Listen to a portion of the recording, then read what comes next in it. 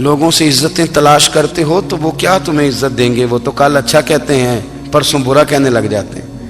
لوگوں کے سامنے گڈ بک میں آنا چاہو گے تو وہ تو سویرے تمہارے بارے میں کچھ کہیں گے، شام کچھ اور کہیں گے۔ اپنی روحانی زندگی آباد کریں، اپنے مسلح کو وقت دیں، اور دنیا سے چھپ کر اس موبائل کو بند کر کے اور اپنے آپ سے بھی چھپ کے اور تنہا ہو کے چھپا کے سارا کچھ اپنے آنسو اپنے رب کی بارگاہ میں پیش کریں، اس کے حضور حاضری دیں۔ سنو نا ترمذی کی حدیث، اور اسے یاد رکھنا، نبی پاک علیہ السلام نے فرمایا اپنے دکھ لوگوں کے سامنے نہ بیان کرنا، سیٹھوں نوابوں کو نہ بتاتے پھرنا، دنیا داروں کے سامنے جا کے نہ رونا کہ میں تکلیف میں ہوں۔ فرمایا اگر دنیا داروں کو دکھ بتاؤ گے رب تمہیں کبھی غنی نہیں کرے گا۔ اور لوگ ہیں کہ الٹا مذاق اڑائیں گے آپ کی، جس سے بڑی پکی یاری ہے نا، پکی، وہ تب تک پکی ہے جب تک آپ نے 50,000 مانگا نہیں، اور جس وقت آپ نے کہہ دیا کہ میں مجبور ہوں میری مدد کر، تو پھر ختم ہو گئی دوستی۔ لوگوں کی تعلقات آپ کے ساتھ تب تک ہیں جب تک آپ ان سے کوئی ضرورت وابستہ نہیں کرتے۔ کریم محبوب فرمانے لگے بندوں کے سامنے دکھ نہ بیان کرنا، اللہ تجھے کبھی غنی نہیں کرے گا۔ تو اپنے دکھ اپنے رب کو بتا، تو دعائیں مانگ، تو اس کی بارگاہ میں حاضر ہو، تو اس کے حضور عرض کر۔ فرمایا اپنے دکھ اپنے رب کو بتا، وہ جلدی کرے یا دیر سے کرے تجھے ساری دنیا سے بے نیاز کر دے گا، تجھے کسی کا محتاج نہیں رہنے دے گا۔ اپنے مسلح کو، اپنی دعاؤں، ایک بزرگ فرماتے ہیں میں نے دعا مانگنے کا طریقہ اپنی بیوی سے سیکھا۔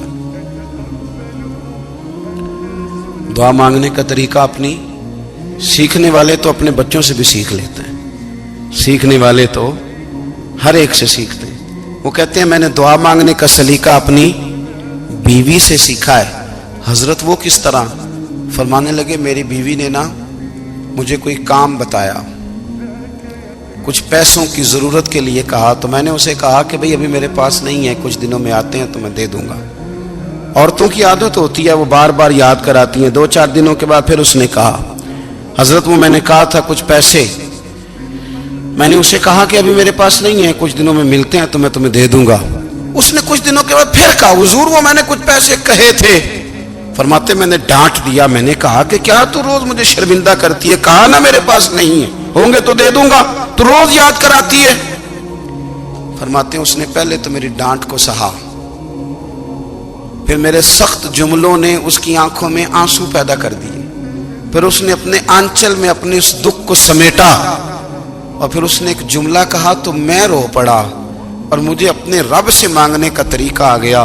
مجھے کہنے لگی حضرت جی آپ نے ڈانٹ دیا میں نے سہ لیا، پر آپ ہی میرے شوہر ہیں، بتائیں نا آپ سے نہ کہوں تو میں کس سے جا کے کہوں۔ فرماتے ہیں میں رو پڑا، اور میں کھل کے رویا، اور میں تڑپ کے رویا، اور پھر میری سسکیاں بند گئیں۔ تو مجھے کہنے لگی آپ کو کیا ہوا؟ میں نے کہا مجھے بھی دعا مانگنی آ گئی ہے، جب میں اسے کہوں گا نا اللہ تو ہی میرا رب ہے، میں تجھ سے نہ کہوں تو میں کس سے جا کے کہوں؟ میں کیوں کسی بندے سے سوال کروں؟ میں کیوں کسی دنیا دار سے کہوں؟ میں تیرے بندوں کا، نیک بندوں کا وسیلہ لے کے، تیرے محبوب کی غلامی لے کے تیری بارگاہ میں آئیں، تجھ سے نہ مانگوں تو کس سے مانگوں؟ سمجھ آ گئی ہے جب میں اس رنگ میں مانگوں گا تو پھر رب میرے اوپر بڑا ہی فضل فرمائے گا، وہ میرے اوپر بڑی رحمت کرے گا، وہ میرے لیے آسانیاں کرے۔ عزیز دوستو ہم اس طرح کرنے لگ گئے ہیں کہ ہم نے نا اپنے تعلقات پر اعتماد کرنا شروع کر دیا ہے۔ میرے تعلقات بہت ہیں، ہم نے اپنی دولت پر اعتماد کرنا شروع کر دیا ہے، میرے پاس دولت بہت ہے۔ ہم نے اپنے علم پر، اپنی شہرت پر اعتماد کرنا شروع کر دیا ہے کہ میرے پاس فلاں چیز بہت ہے۔ یاد رکھنا جب بے نیاز اپنی صفت بے نیازی دکھاتا ہے تو بڑی بڑی دولتوں والے مجبور نظر آتے ہیں۔ بھائیو جب انسان کا رشتہ اپنے مالک کے ساتھ ہوتا ہے پھر تو غم بھی کچھ نہیں کہتے، پریشانیاں بھی کچھ نہیں کہتی، پھر تو زندگی صبر والی، پھر تو زندگی توکل والی، پھر تو زندگی بھروسے والی، پھر انسان اپنے آپ کو رسوا نہیں کرتا، دنیا داروں سے امیدیں اس کی ختم ہو جاتی، امیدیں اللہ رسول سے لگا لیتا ہے، مضبوط ہو جاتا ہے، مضبوط، طاقتور ہو جاتا ہے، خوددار ہو جاتا ہے، باوقار باعزت ہو جاتا ہے۔ حضرت بہلول دانا رحمت اللہ علیہ بیٹھے تھے تو ہارون رشید حج کر کے آ رہا تھا، تو رستے میں حضرت شیخ سے ملاقات ہو گئی تو السلام علیکم کے بعد کہنے لگا حضور کوئی حکم ہو تو بتائیے گا. تو حضرت بہلول دنا فرمانے لگے تیرا رب کون ہے؟ اس نے کہا اللہ. تو فرمایا میرا کون ہے؟ کہا اللہ. فرمانے لگے تو بڑا ہی بیوقوف ہے، کیا تو یہ سمجھتا ہے کہ رب ہارون رشید کو تو دے گا اور بہلول دانا کو بھول جائے گا؟ تیرا بھی وہی رب ہے، میرا بھی وہی رب ہے. اس نے اگر تجھے دے کے آزمایا ہے تو ہو سکتا ہے مجھے نہ دے کے آزما رہا ہو. جب اس کی حکمت کے تقاضے ہوں گے تو عطا کرے گا اور دے گا. تو جا اپنا کام کر. بھائی اپنی روحانی زندگی، اپنی عبادات، اپنے وظائف، اپنے روزمرہ کے معاملات، اپنی دعائیں، اپنا استغفار. دیکھو کوئی مشکل کام تو نہیں 2 رکوع ہیں سورہ واقعہ کہ اگر رات کو پڑھ لی جائے تو. میں کس طرح یہ بات بیان کروں کہ تعویذ بانٹنا آسان ہے اور وظیفہ بتانا مشکل ہے. سارا دن تعویذ بانٹیں تو لوگ لینے کو تیار ہیں، اور اگر آپ وظیفہ بتائیں تو کہتے ہیں تو مشکل کام ہے. او خدا کے بندے، اگر آپ کا تعلق قرآن پاک کے ساتھ مضبوط ہو، قرآن پاک کے ساتھ اگر آپ کا رشتہ ہو، لوگ سفارشیں ڈھونڈتے ہیں نا دنیا میں، کوئی تعلق مل جائے تو میرا کام ہو جائے. دنیا میں اتنا مشکل معاملہ ہے، آخرت میں مجھے بتائیے گا کتنا مشکل معاملہ ہوگا. میرے نبی پاک صلی اللہ تعالی علیہ وسلم نے فرمایا جو لوگ سورہ ملک پڑھا کرتے تھے نا، سورہ ملک، یہ سورت ملک قیامت میں ان کی سفارش کرے گی، اور اس طرح کرے گی کہ کہے گی اے اللہ یہاں اس بندے کو جنت میں داخل کر دے یا مجھے قرآن پاک سے علیحدہ کر دے. تو رب فرمائے گا جا اس کا دامن تھام کے اسے جنت تک پہنچایا. آپ بات کو سمجھیں، جب آپ کے تعلقات اپنے معاملات کے ساتھ مضبوط ہوں گے.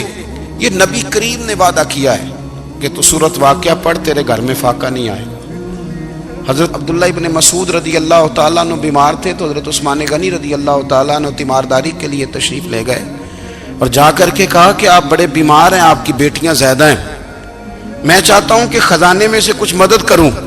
تو سیدنا عبداللہ ابن مسعود رضی اللہ تعالیٰ عنہ اٹھ کے بیٹھ گئے اور کہنے لگے امیر المومنین، اللہ آپ کو میری طرف سے، میری بیٹیوں کی طرف سے بہتر صلہ دے.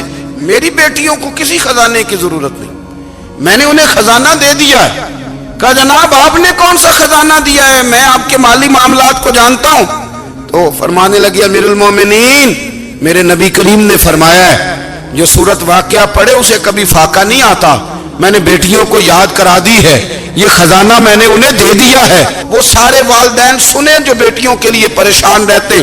حضرت عبداللہ ابن مسعود نصیحت کر رہے ہیں، فرمانے لگے میں نے سورت واقعہ یاد بھی کرا دی ہے، پڑھنے کی عادت بھی ڈال دی ہے. حضور نے فرمایا ہے جو سورت واقعہ پڑھے اسے فاقہ نہیں آتا. کہنے لگے چاند تو اپنی جگہ چھوڑ سکتا ہے، سورج گر سکتا ہے، تارے ٹوٹ سکتے ہیں، پر مدینے والے رسول کی بات غلط نہیں ہو سکتی. حضور نے فرمایا فاقہ نہیں آئے گا تو انشاءاللہ کبھی بھی نہیں آئے گا. کرنے کا کام یہ ہے کہ ہم اپنے معاملات، اپنی عبادات، اپنی دعائیں، کبھی 10 منٹ عادت ہو جائے نا دعا مانگنے کی علیحدہ سے رات کو. حضور نے فرمایا جو فرض نماز کے بعد دعا مانگے اللہ اس کی قبول کر لیتا ہے. نبی پاک صلی اللہ تعالی علیہ وسلم نے فرمایا اللہ مسافر کی دعا قبول فرماتا ہے. حضور نے فرمایا اللہ مظلوم کی دعا قبول فرماتا ہے. حضور نے فرمایا بیمار سے دعا کراؤ اللہ اس کی دعا قبول فرماتا ہے. میرے نبی پاک نے فرمایا ماں باپ جب بھی اولاد کے لیے ہاتھ اٹھائیں، ویسے تے بلے شاہ تو آسمانی اڈ دیا ہی پھڑ دیں، جڑا گھر بیٹھا انہوں بڑھیا ہی نہیں. حضور فرمانے لگے ماں باپ جب بھی اولاد کے لیے دعا فرمائیں اللہ ان کی دعا کو قبول کرتا ہے. آپ اپنا تعلق بنائیں دعا کے ساتھ، عبادت کے ساتھ، مصلی کے ساتھ رشتہ بنائیں، استغفار پڑھیں. صلاح الدین ایوبی صلیبی جنگوں میں تھے، رات کو مسجد اقصیٰ میں نماز پڑھی تو پریشان تھے. ایک بزرگ سے ملاقات ہوئی تو وہ کہنے لگے کہ آپ بڑے پریشان ہیں. کہنے لگے حضور پریشان اس لیے ہوں کہ پہلے ہی مسلمان کمزور ہے، اب میں نے سنا ہے دشمن کا ایک بحری بیڑا وہ جنگی سامان سے بھرا ہوا آ رہا ہے، تو اب ان کے پاس اور تلواریں اور نیزے آ جائیں گے، مسلمانوں کے پاس پہلے ہی وسائل کی کمی ہے، پریشان ہوں کس طرح کر کے مقابلہ کریں گے. یہ بات کہتے ہی صلاح الدین ایوبی نے بزرگوں سے کہا حضور آپ بھی دعا کرنا. دعا کی بڑی طاقت ہے. میرے نبی پاک نے فرمایا دعا مومن کا ہتھیار ہے. دعا مومن کا حضور نے فرمایا تقدیر کو سوائے دعا کے کوئی چیز نہیں بدل سکتی. دعا مومن کا ہتھیار ہے.